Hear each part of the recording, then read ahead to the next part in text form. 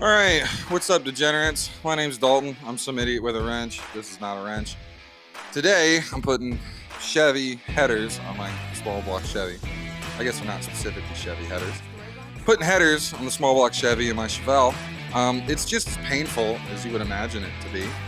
I kind of started the process this last weekend with my future father-in-law, the wizard. We felt like really far, and then came out today and looked at it, and it's not too far. Not far enough that you guys won't be able to understand what's happening when I get the camera yanked around the other side of the car, pointed down under the hood. So, figured I'd pick you guys up, let you see what this process is like. Spoiler alert, headers are painful, extraordinarily so. They look good, they look really cool, they make good noises, hopefully, but they're painful to put in, and I think I might have just a couple pro tips for you guys on how to avoid the worst of the anguish, if you know what I mean. So, buckle up, it's going to be a fun episode, hopefully, maybe, we'll see, let me know how I did down below. Yeah, okay, cool, I think that's an intro. Let's fucking get to work. Alright, here we go. So, first, you might be alarmed, because there's no carburetor and there's a rag over the top. I can explain. It's step one of getting your exhaust headers in. You got to remove the carburetor. Don't listen to that. That's a joke. It's a whole different subject. Here's what these new headers look like. Yeah, I went with the shiny. Chrome will get me home and all that other stuff. It definitely wasn't because these were the cheapest ones I could find on Summit that would fit this car. This side actually went in pretty painlessly, I do have to say. Had to jack the car up higher than Jimi Hendrix to get enough clearance to get up under there and maneuver these things into place. But after the stock exhaust manifolds were unbolted from the car, it really wasn't that bad, and that in of itself was not really much of a process. There's I think 6 bolts. You just back them out. There's another plane over there somewhere. Can you hear it? Probably. I live near an air station, and it's awful. Alright, so this is the other side, now that it's gotten a little bit quieter. This side is actually the side that gave me way more issues getting the header up into this position. I did not have to undo the motor mounts and jack the motor up like some of you very brilliant people have suggested in my comments in previous videos.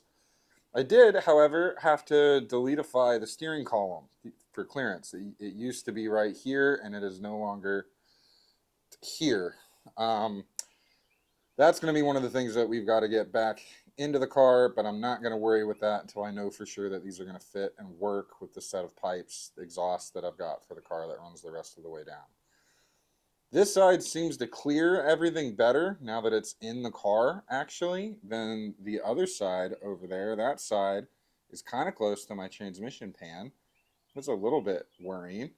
But anyway, I guess I'm rambling. This side is now hung up in the car, and it's ready. We're ready to do stuff. So let me explain what stuff we got to do.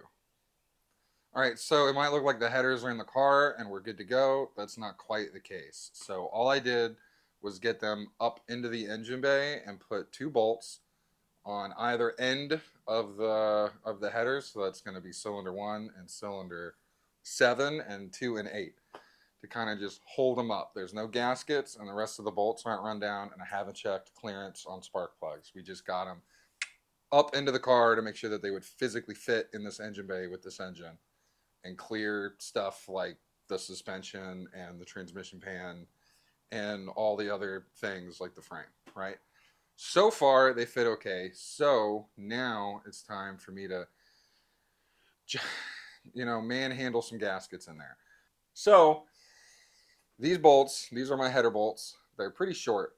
That might pose a bit of an issue, right? So my plan is to have them kind of barely into the head, and then the header is kind of pulled back, and I can drop the drop-in 3-piece gaskets onto the bolts while they're holding the header in place, and then torque everything down, right? They make these really awesome newer style 3-piece header gaskets now where they kind of just drop on, and it makes this so much easier. The 1-piece gaskets are an absolute fucking nightmare.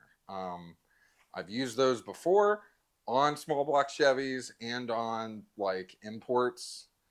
Like when I made a fucking rice rocket 16 years ago when I first watched Fast and Furious and had to have long tube headers for the first time.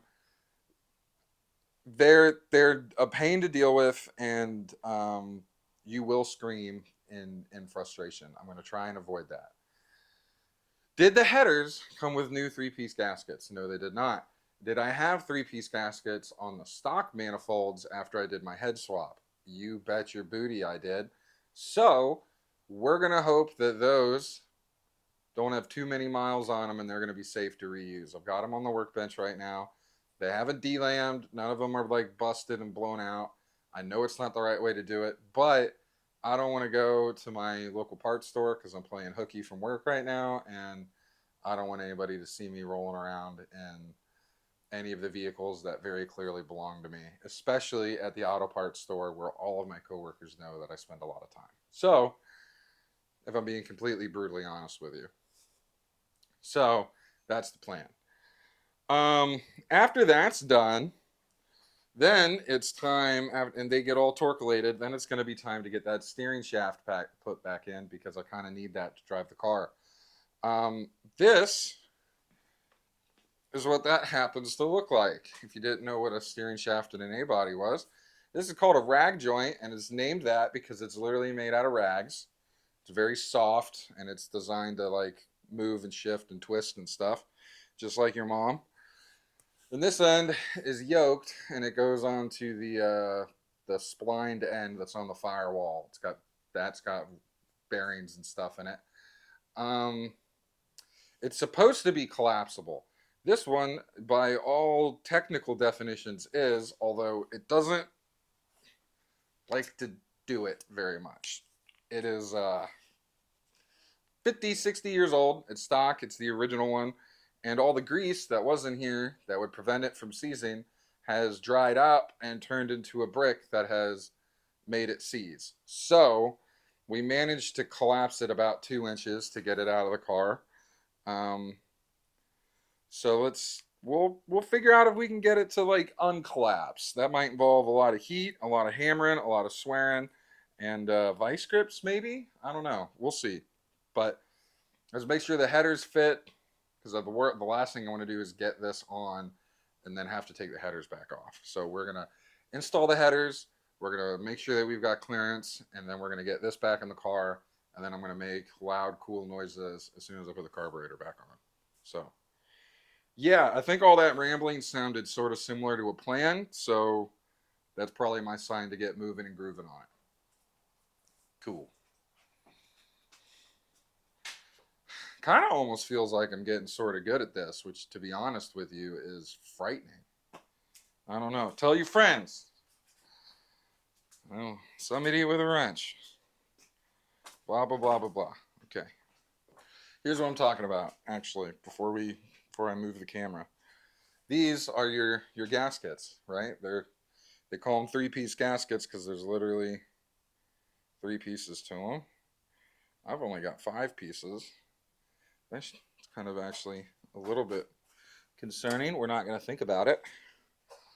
It's like your middle runner, and then I believe this one goes to your front runner, and then this guy sits on the rear. This guy might go on the front, whatever. You can figure it out when you're looking at your particular application. You just drop them in between the head and the header, and then you can bolt them down. These have got, I don't know, maybe 5,000 miles on them. Not a whole lot at all, and they're fine, right? Like there's a little bit of scorching happening here, but I'm not convinced that wasn't just because the stock manifolds were super old and gross. There's not actually any delams in between these exhaust ports, so I feel safer using them. Your mileage may vary. I know that I'm the one that installed these less than 5,000 miles ago, so I'm relatively comfortable installing them. So you do you, boo-boo. Let me know how it goes. And if it doesn't and everything fails and you're miserable and stuck and your engine explodes, remember it wasn't my fault because I warned you. There we go. Call that side. I need to find the other one of you.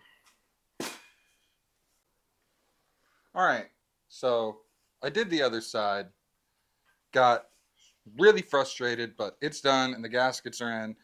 And then I had a cigarette and I calmed down, and now I'm going to show you why I really like these three-piece gaskets so much more than your like stocky one pieces.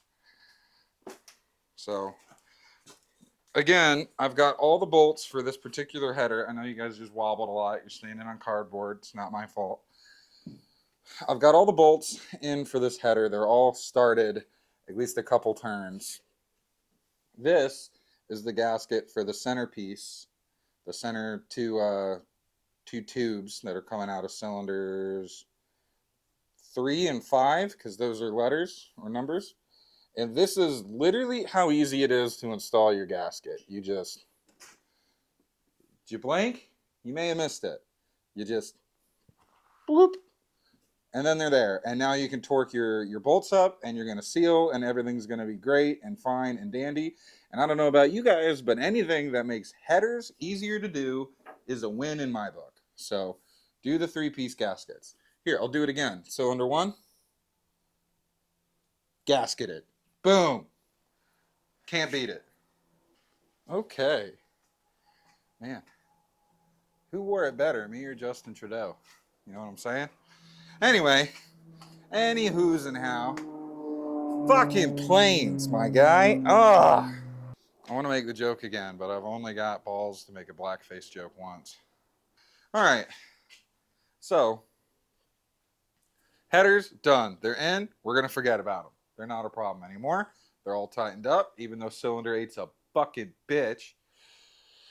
And I mean that literally. Absolutely bitch made. Calm down, Dalton. It's over. It can't hurt you anymore. The headers are in. They're done. So we need to get this back in the car so I can steer it while I'm doing my 6 skids and stuff, or whatever the Aussies say. Now, the issue is it's collapsible, and it's not really doing the collapsing thing. So as you can see, I've got it up here in my bench vise, also known as the rack, and then Thor's cock, right? The absolute biggest mini sledge that I could find at the antique store, the thrift store. Best $8 I ever spent. This thing persuadinates so many things that need persuadinating. So what I'm going to do is like whale on the bottom and then whale on the top, like, well, not up here, whale down here, and then on the other side trying to get this thing to move up and back, down and left, and all the directions it's supposed to, that it's not doing right now.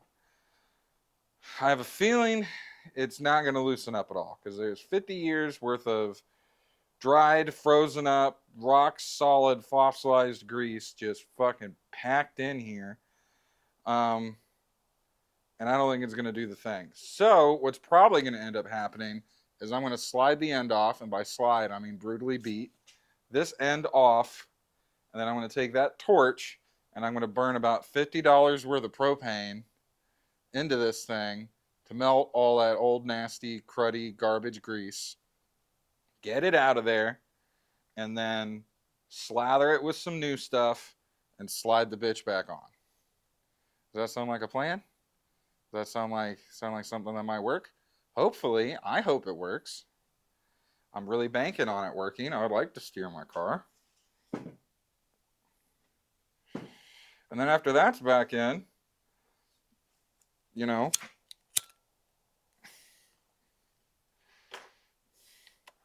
I've just got the entire rest of the exhaust system I need to put on. That was a good fart. I'm really tempted to just run open headers, at least for a little bit. You know, it feels like that's the tradition. You know, hop up your going to town rig, run her without any mufflers for at least a week or two, or until you can't hear very well anymore, or the drone gets old. I don't know. We'll see. Yet to be decided. What I do know is that this bitch has got to come off of here. Let's tighten that up a little bit.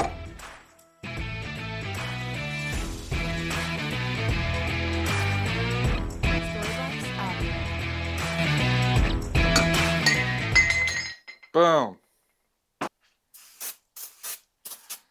Time for my second favorite chemical. Well, third, I guess, right after nicotine and caffeine. It's time for brake clean.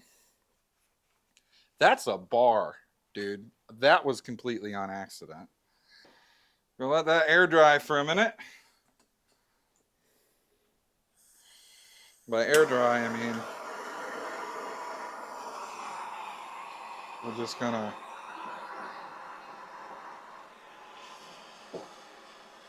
get it really good and hot. I'm kind of the mindset there's not really such a thing as too much lube. If you are, I highly recommend you have a pretty awkward conversation with your mom or your girlfriend.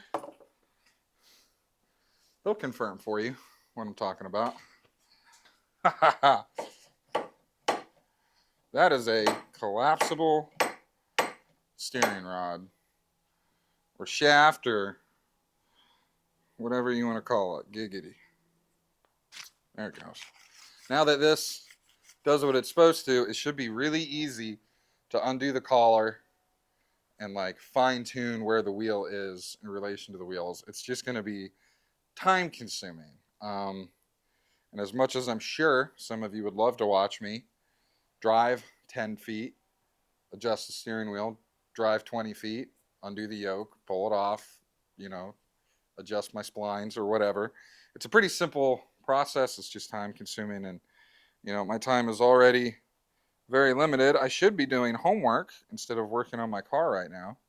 Because on top of working 60 hours a week, I'm also in school now because and running a YouTube channel and an Instagram because I just really hated the idea of free time. So, anyway, long way of saying I'm not going to do this on camera. I'll do it off camera one of these weekends when I have time. All right. Let's get back over to the car and I'll hook you guys up and I'll show you what I'm doing. Dope. Okay. Let's see. First of all, are there any flat spots on this guy that correlate with the collar? Or is this thing keyed? No, but it definitely looks like this thing has been beat on before. Holy shit. Okay. That's fine. I've got a rag on the steering wheel balancing it at just about 0. So I'm going to take that opportunity to just slide. Oh, God. No. Okay, so why do neither one of you want to go under your splines right now? I'm gonna get some lube, see if that's not gonna make this easier. Oh, PB blast there. Alright. It started. Oh, now you just want to slide around, huh, you bitch? Fuck you. Okay. Rag joint is in.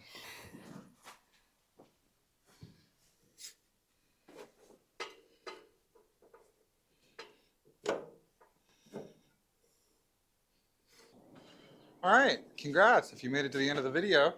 I know that kind of ended abruptly, but turns out the cameras have got batteries and they run out. Also, it was just kind of really boring. I slid the rag joint onto the power steering box, the gearbox, first. Got it down on there, persuadinated it a little bit with a copious amount of lube and a couple very gentle hammer blows. Really got a good workout in.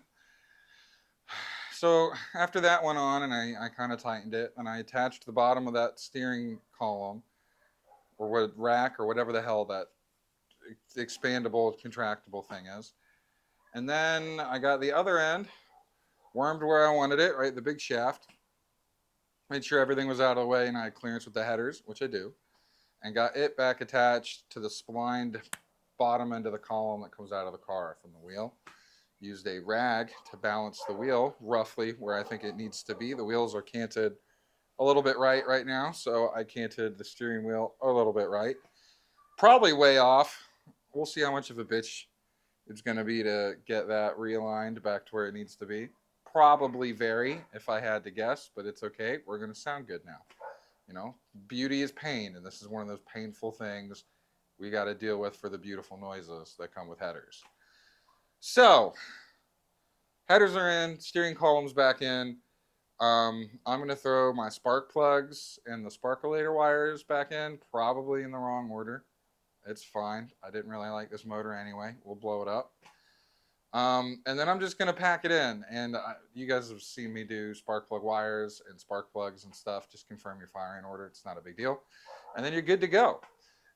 These people are having quite a fucking day over here. Anyway, thank you guys so much for watching. I really appreciate it. If you want to like, comment, subscribe, do all the things that YouTubers are supposed to say. I don't know. Big number make dopamine go burp, right? The more views and comments and likes I get, it makes the mental health seem a little bit more manageable. And I read every comment and I reply to each and every one of them. So there you go. There's a long drawn out YouTuber outro. Hope you enjoyed it. Oh, and check out my Instagram and make sure you enjoy the rest of your evening.